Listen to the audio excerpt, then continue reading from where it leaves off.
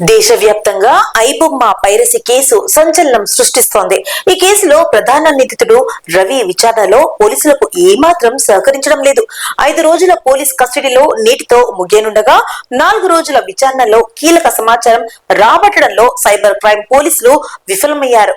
ఎన్ని కోణాల్లో ప్రశ్నలు సంధించినా తెలియదు, గుర్తులేదు, మర్చిపోయా అంటూ రవి ఒక రకమైన సమాధానాలు ఇస్తున్నట్లు విశ్వసనీయ వర్గాల ద్వారా తెలిసింది.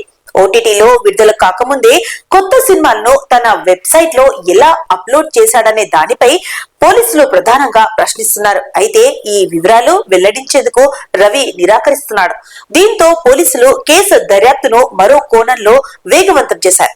ఐబొమ్మ వెబ్సైట్ ద్వారా ప్రచారం చేసిన బెట్టింగ్ యాప్స్, రవి ఖాతాల ద్వారా జరిగిన కోట్ల రూపాయల ఆర్థిక లావాదేవీలపై దృష్టి సారించారు.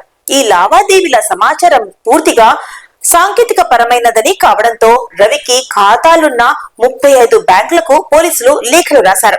ఆ బ్యాంకుల నుంచి పూర్తి స్థాయి నివేదికలు అందిస్తేనే కేసులో పురోగతి ఉంటుందని అధికారులు భావిస్తున్నారు.